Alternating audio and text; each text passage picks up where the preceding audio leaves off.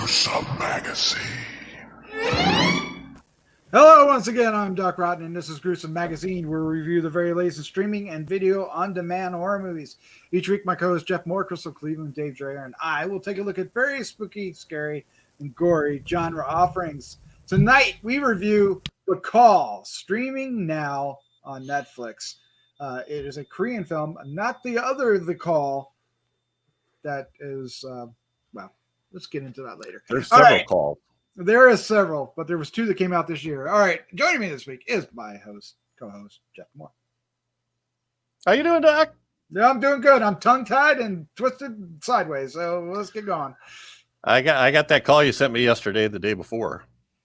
I think so, or tomorrow. I can't remember, but also joining us tonight is Crystal Cleveland, the living joy, 18, the living dead girl. I am all wired up. How about you? You're mute. You're on mute. Don't we love Oh my God, I muted myself. Oh, I'm sorry. Okay. Well, you didn't want to hear what I had to say anyway. Apparently not. She bleeped herself. Oh my God. Bleepity bleepity, Doc. I'm like, no, it's good. Well, you know, in the spirit of the holidays, we're just going to leave all this shit in. If you're watching this is kind of what we're about. We're just spontaneous. We just roll with the punches. Right, Crystal? Yeah, totally. Okay. Yeah. And if you want some Christmas spirit, you should join our Patreon because I have a photo set there. And then we have a couple other hot girls who have photo sets there. So I'm just saying. Yes. If you need some holiday cheering up. Yes. And some garland. Mm-hmm. Yes. The next photo set's going to be Doc. It is. So look for it soon. Oh my God! Well, our patron will go down to zero. All right. Joining us tonight as our guest host is the award-winning filmmaker Christopher G. Mohr. Sir, welcome aboard. Thank you. I just got a call right before this podcast. They told me not to do it. Some weird girl called me because she said I was going to say really mean things about this film, but I disregarded it. I had her go to voicemail, so everything's okay. Voicemail. You guys are just. That doesn't end well, Chris. My name is Doc Rotten. I know. I've heard. My name is Doc Rotten, but you guys are really the rotten ones. I'm just. Oh yeah, that's true. I'm just saying. Totally. I'm so rotten. To the core. All right. What in the hell are we talking about? We are talking about The Call. South Korean film available on Netflix. It started streaming November 27th, so we missed it on the initial thing and caught it later. Synopsis is two people live in different times.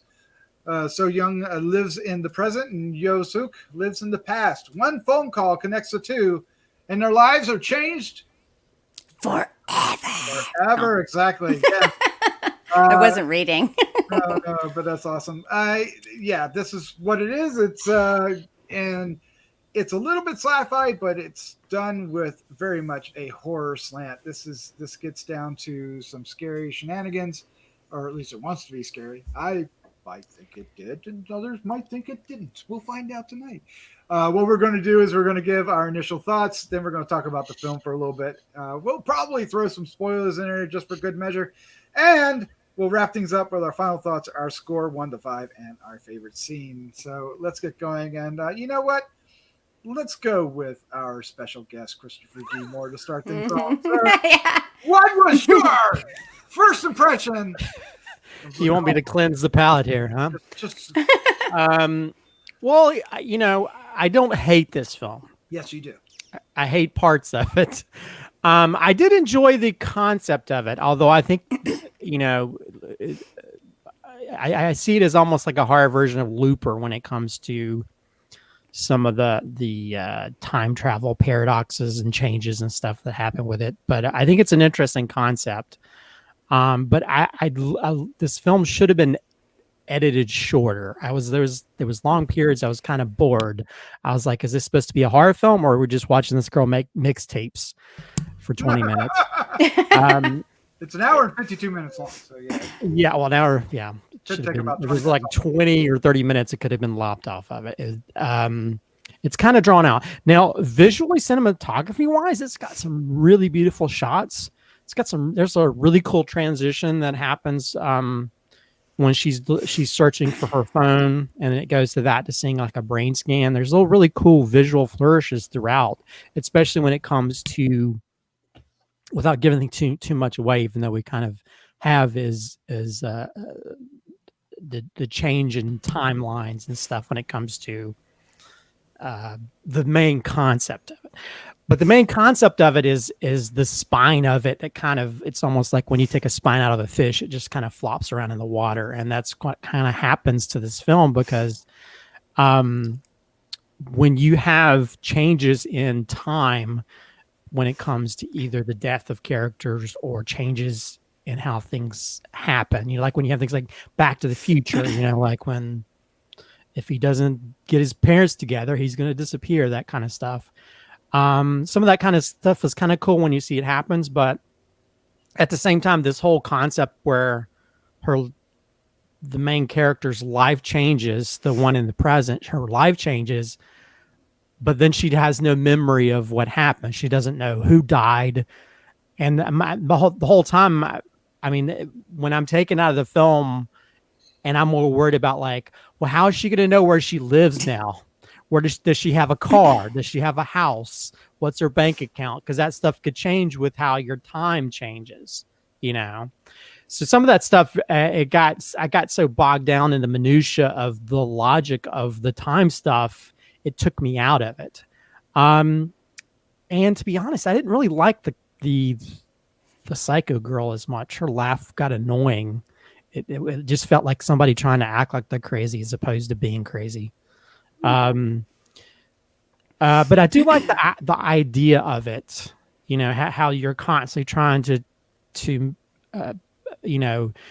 pull a queen's gambit, pardon the current reference, to where you're playing a chess game with somebody, with information and trying to change the outcome of making sure certain people don't die, and also just seeing the changes happen in front of you. I like that concept of it, but to me, it doesn't work as well as what it should. I mean, there's some really tense moments that I did like. I hated the ending because it's like, just, you gave us kind of a cool ending with all the crap they went through, and then you add on. It's like, what are we doing? A Saw film? So yeah, so I don't know. It's a little bit of a mess, which is kind of, it hurts me because the visuals of it, the cinematography of it is so well done. But I think the story gets so bogged down in them trying to sort of have it work out certain ways. It didn't work for me. So I just didn't believe in the logistics of everything, to where it made the film fall apart.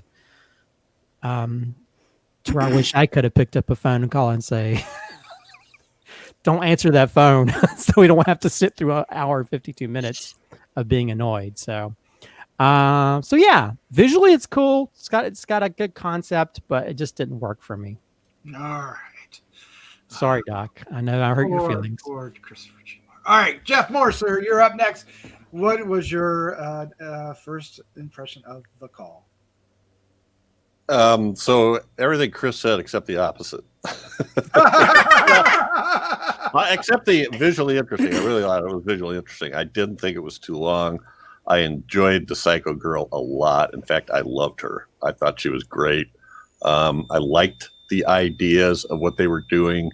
There is no reason behind the ability to this happen. They just set it up and it just happens. I don't know if there was supposed to be something with the the stepmother was a witch or a shaman or something, but they never developed that or explain it. So once you just accept it, I was not bogged down in the minutia. I was just following what was going and what were the possibilities as far as affecting each other's life.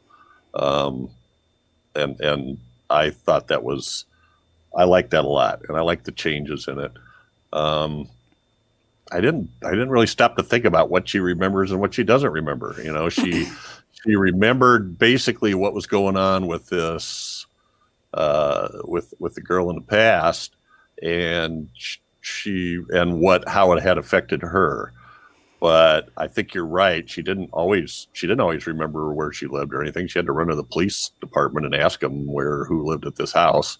So there might have been some inconsistency there, but that didn't bother me. I just love the idea of playing with this stuff. What would that be like? How could that affect people? So anyway, I liked it. You liked it. All right, Crystal Cleveland. What was your first impression of the call? So once you, okay, so I actually I definitely agree with what Christopher is saying. And I agree with some of what Jeff's saying too. Once you completely ignore reality and accept the fact that there's a shit ton of paradoxes throughout this entire movie, and that there's magical phones that work with no power, which is even more special. I don't understand why they had to make it a cordless phone. I'm like, really? Because other phones can work without power. There's a lot of things to this movie that did bother me. If you can ignore that though, I liked a lot of it. However, just as Jeff brought up, there's this whole shaman thing with the stepmother that's touched on just ever so lightly. There is this is going to be a spoiler. There's a whole story about this girl who's trying to kill her mother, but accidentally kills her father. I mean, whoa, we don't even touch on the whole reasoning. And then yet she blames her mother. And when her mother is dying of cancer in the hospital, she has the nerve to be mean to her mother in the beginning. There's just so much to the story that's not developed or explored. So in addition to the paradoxes, that's something else that really bothered me. So the relationships were disjointed. They weren't connected. And they didn't flow properly. I mean, she seemed like she really loved her mother, but apparently she didn't. And what she did as a child, it's all so strange. If there is supposed to be a magical connection to this whole thing where this girl is actually possessed or something, that's one thing, but it definitely wasn't clear that she was possessed. It was maybe a concept lightly touched on, and that was it. So I just feel that as much as I do think some of the shots were just so amazing and compelling, there's one shot where the possessed girl is laughing, and the shot is like between her legs where she's laughing upside down, and I just loved it. I just thought it was such a great shot. I think the concept is cool as well, and I think the acting was good. I did like all of them, and I liked the crazy one. I think she did a good job. I didn't have a problem with her at all, but there was so much that was left unsaid and undone and unexplained. How are you 28 years old and you don't know how to drive a vehicle? That was ridiculous. When her dad was, they switched spots. It's silly. At a point, it's just very silly. And so I was not okay with a lot of that. So yeah, it was, I think it's a movie that people, if you can catch it, watch it. If you can ignore reality completely, then I think you can enjoy the movie. Yeah. What is reality? I love this movie. All right, let me just say that you guys have everything wrong. This thing is great. It's all there, and it's perfect. No, I absolutely love this movie. It really connected for me. I love the idea of this phone that somehow makes its own way through time and connects, the 90s to now, 20 years apart, and allows these two similar but yet entirely different characters to interact and change each other's lives by the actions they take. And it changes these realities and creates these alternate dimensions as our characters. One of them is just living the alternate dimension. She doesn't really know about the ones that get changed, while the other one is basically being displaced as the past is getting changed. And in my eyes, this is the way I saw it. To me, it made perfect sense, and I was totally following the character and how she was shifting from reality to reality. as the past was changing. You and I think the revelation of what happened with her mom is part of the character's arc. At least that's how I saw it. Is that her, she had to come into terms what she was denying all along, and she didn't really get to see it until this experience brought it back to her, into her memory, because she was suppressing it. So, and which kind of made her not terribly different than the other one, just maybe not as extreme. But the twist about the girl in the past, and you think is, and this is a spoiler, and you think she's one way, she ends up another way, and it ends up turning the film from a sci-fi kind of fantasy film into a straight up horror film. And I love that. I love these two characters. I loved how they were kind of after each other for the rest of the film. And you were talking about the transitions. I thought the transitions throughout this, and there's transitions that are cinematic transitions, going from a scene to a scene, but there's also transitions as time changes and the room will shift and go from one type of, even she changes one time, right? Kind of spins around or does some stuff, and she, her look changes as a certain person comes back into her life. And I don't know. To me, I really got into it. I had no trouble following the timelines. I had no trouble believing these characters. And I totally bought in that this phone, which was magically there all along, was this representation of this connection. And that's what it was. And whatever that was, whether it be a supernatural thing or some kind of whatever, or even if it was just a figment of their imagination that connected them, who knows? It didn't matter. It was just a representation of them being able to communicate between times.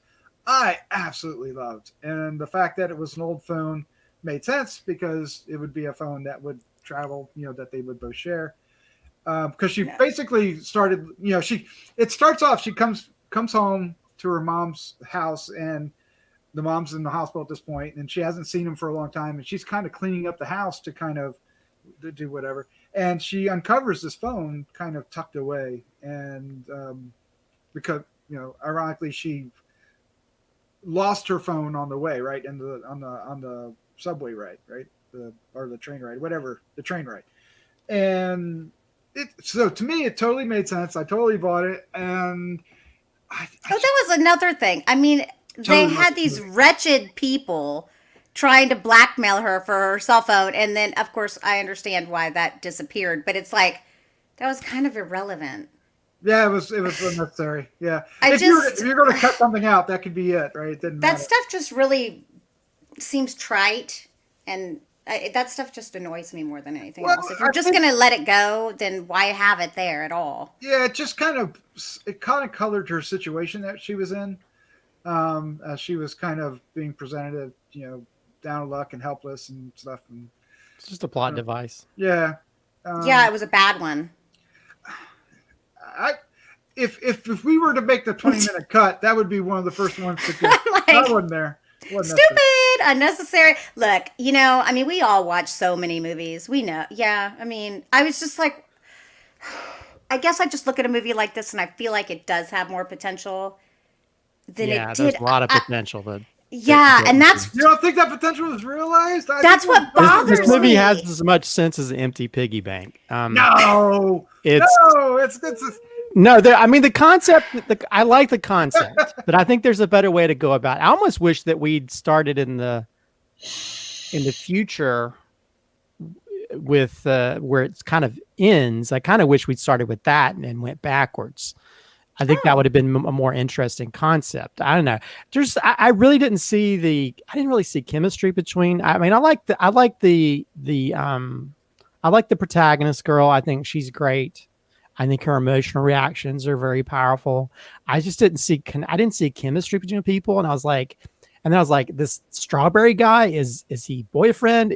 Is he a brother? I didn't even understand what the connection there was. He was a family friend. He was a neighbor, and I thought he was a brother to begin with, and they didn't really. And then it's and so I wasn't sure. And so when you don't make that, for me, I was confused about the whole time. And I'm like, okay, well, he's just I didn't have a problem with that. I knew. Well, I didn't I either. didn't understand that. So, And I mean, the poor mother. I mean, F that girl. Okay, F that girl for freaking her mom. No, that really. I mean, my mother died from cancer, and so I guess that just struck a freaking chord right there, where she had the nerve to talk to her mother like that. well, and Like, I didn't understand. I didn't understand her reasonings why she didn't. Other than she had a great relationship with her dad. She accused her mother of killing her Of killing, dad. Yeah. That and, was. and that's It was supposed to be the parallel between her and her mother and the. It wasn't a good parallel. no, it and wasn't at a good parallel. point, It at a point, was right at a there. point when there's an accident, you grow up at 28 years old and you forgive your mother, especially when she's dying from cancer. At that point, and I'm not kidding you, from the beginning of the movie, I was like, if she dies, I'm totally okay with this. That's a problem. You need to root for your hero, and I couldn't root for her.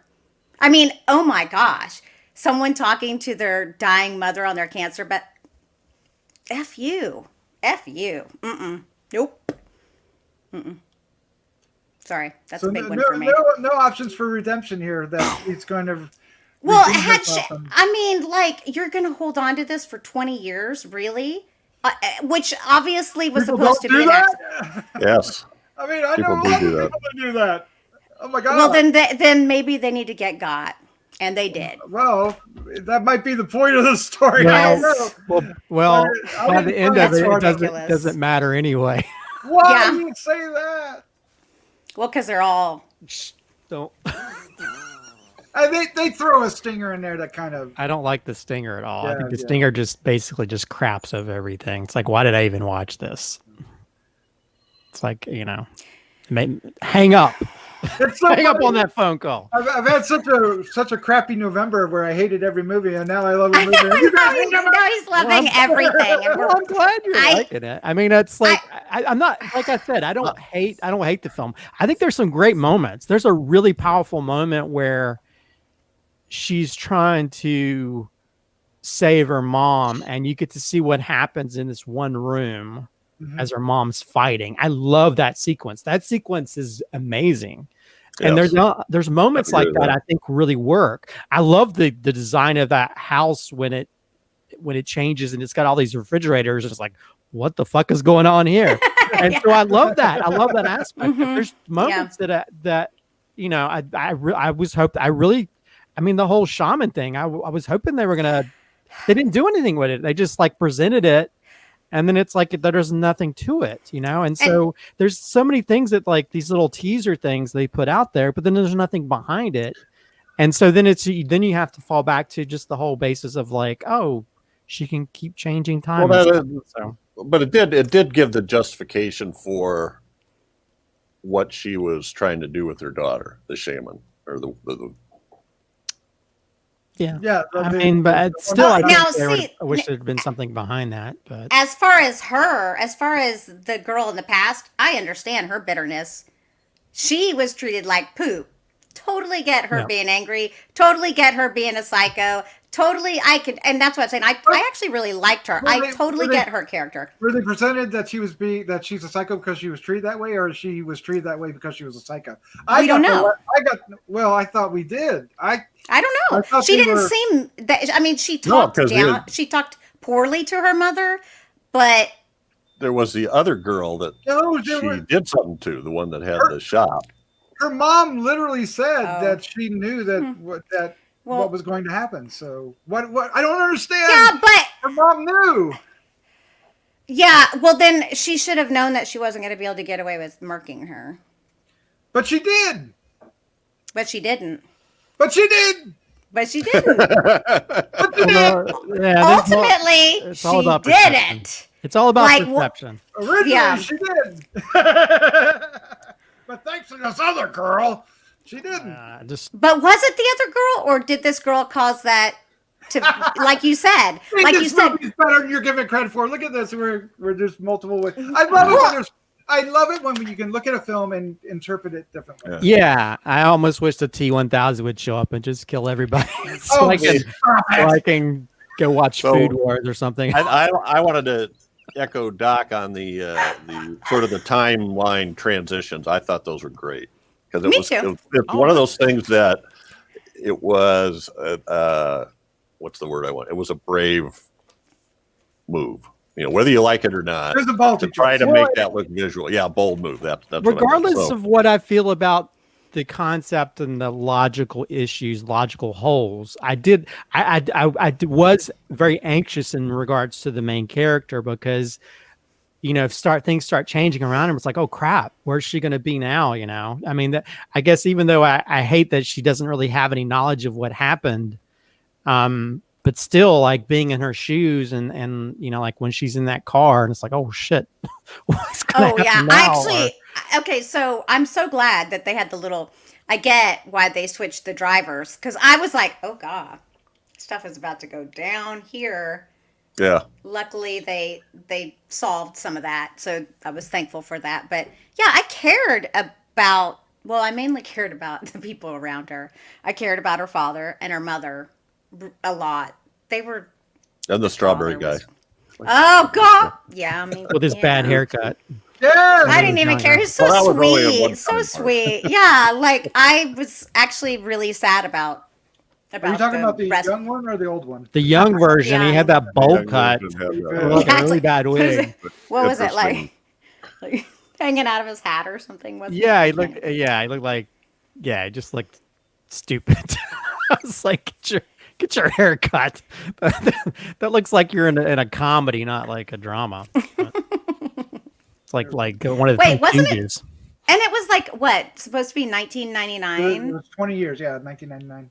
Like who had hair like that? It felt like out of place, but yeah, I felt like they were trying to be like 1960s or something. I have no idea what the haircuts were like in South Korea in 1999. That's fair. That's fair. Well, they had like you saw like the rock band and stuff, so they were a little bit more hip than that. And I did think it was cool. It was weird. I'm not going to argue with you.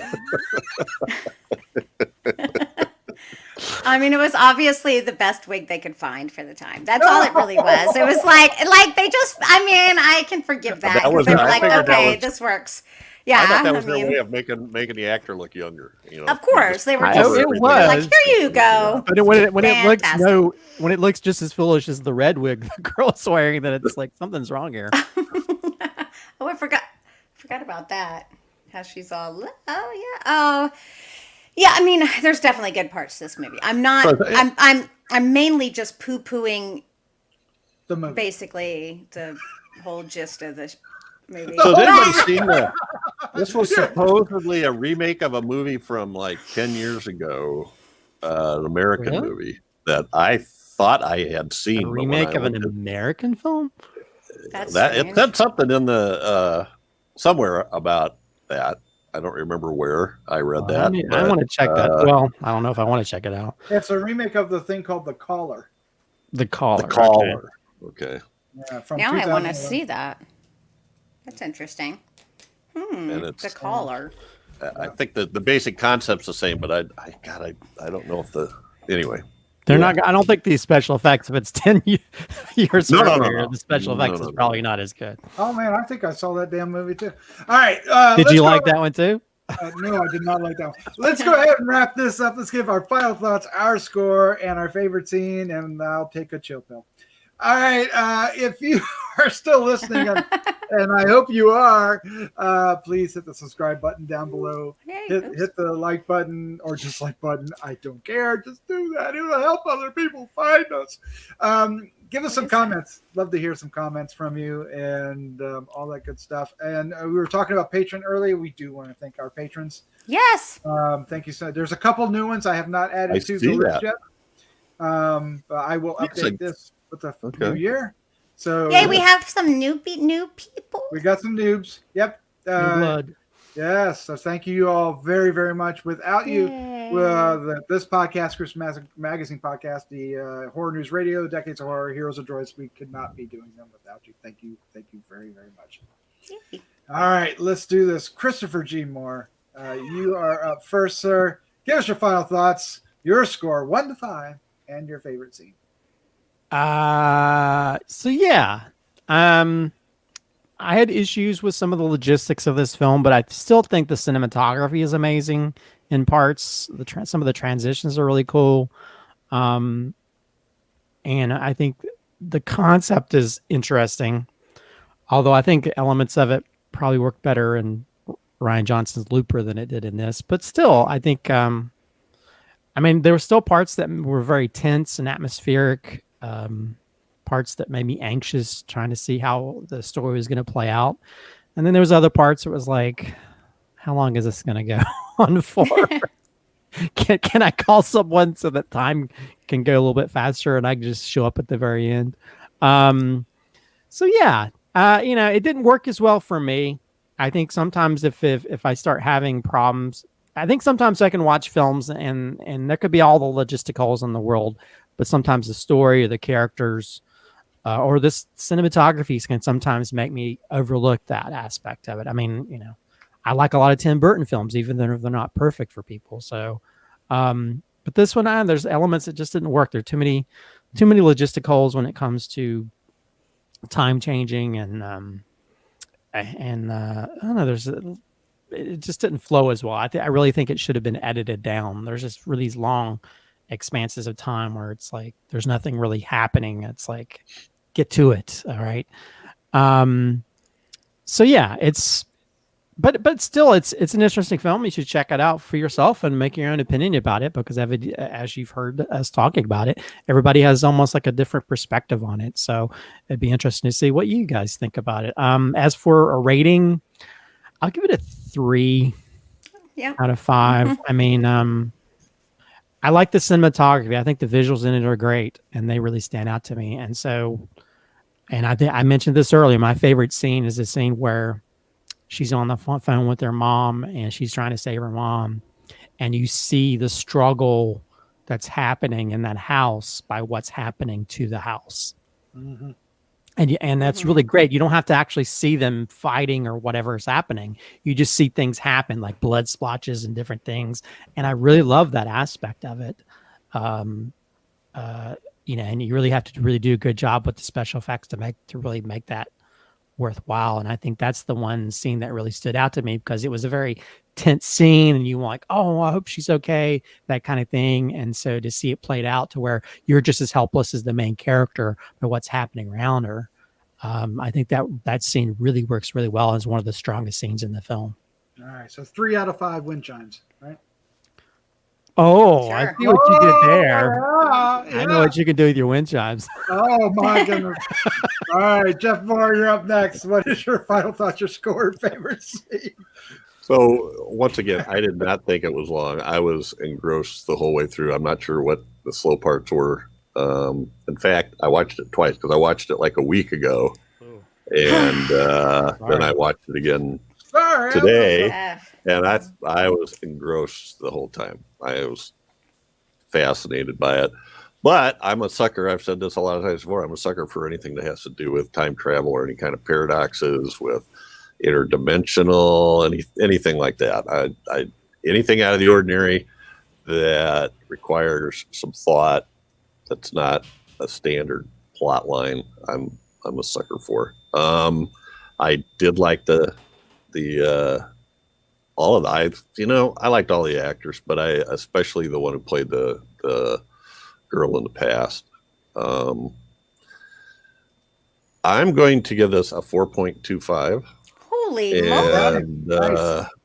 And my scene. I don't think this is the same scene Chris was talking about, but it does have to do with the two of them, where the daughter and the mother are in the same room, and the door is locked, and they're being attacked at different times, one in the past, and the cuts keep switching back and forth between who they're showing. And I don't know. I love that. I absolutely thought. In fact, at first I didn't notice it, and finally I went, "Wait a minute, she's got that's a different coat, and somebody's, I don't know." And the danger that they're coming from their attacker was a little bit different. So I just thought that was really nicely done. Nicely done. All right, Crystal Cleveland. What is your final thoughts, your score, and favorite scene? Okay, I think you should watch it too. I think it was entertaining enough. As long as I just it wasn't done so poorly that any of the things that I'm talking about really irritated me. They annoyed me because the rest of the movie was done that well and I enjoyed watching it. So I too am going to give it a 3. Stronger than I Yeah, thought. yeah, it's worth. Well, yeah, because it's a quality movie, clearly, and some of it is just really cool and really well. And my favorite scene will also show part of that. Like my favorite scene is after one of the first. It actually is the first change, and you see a scar disappearing on the leg and a cell phone back in yeah. the hand, and that whole. I was like, oh, I that's the point where I was like, that's such a cool thing. It was such a, and so that's part of what won me over. If it weren't for that stuff, this movie would be poop. No. Yeah. but it has enough of that to keep you entertained, so that's good. Yeah. All right. I obviously love this movie, and I think I've been arguing and raising my voice throughout the entire episode, and so I won't go through it all again. This movie connected with me. I really liked the characters. I thought there was a lot of conflict going on. I loved it. I'm giving it a 4.5. I really like this, and my favorite scene, I think there's a couple of favorite scenes. Christopher talked about one of them when she goes in the house and there's all these refrigerators and stuff. I'm like, what's going on? There's another scene where somebody vanishes in front of her, and you realize what the other person can do. We're literally talking about a threat that's 20 years in the past and can get her. That is kind of scary. That really got me, and it was like. Oh, and then I also liked how she found a way to kind of screw with her as well, right? By leading her in the wrong direction. So I loved it. What can I say? I don't know what's wrong. You loved it. You loved it. You loved it. It reminded me a little bit of that TV show. I think it was called Frequency. Where or was that a movie? Maybe it was a movie. Yeah. God, I think it was a TV show too. Where he had was it like a ham radio or something? Right. Talk to his father. Yeah. Whatever. Yeah, it has a lot of that too. Yeah, the caller's more like that too. All right, well there you go. That's our review for The Call. It's playing now on Netflix. Enjoy and let us know what you think down below.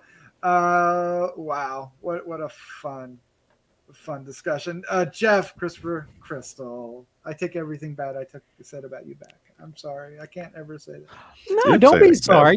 You're the thing is you're passionate about loving it. How many times have I been like something? All the Star Wars stuff I've been passionate about, and people bash me for it. That's what's so cool about it. Oh. You're a poop. No, I don't know why Doc's been so happy lately. But if it's meds, I want some. That's all I'm saying. Whatever it is. His former self called him on the phone. I will totally take that. Told him what to do so he could be happier. I'm like, if only somebody this is great. If somebody could call someone in 2019, so 2021 have turned into the shit. I know. If I only knew. If I only knew. All right. I don't know how you'd fix it. You wouldn't. Too late. Stock up on masks. Stock up for a year. We get plenty of toilet paper. Yeah. Like, hey, Chris. Buy all the toilet paper. Buy stock of toilet paper. And Lysol. Good night.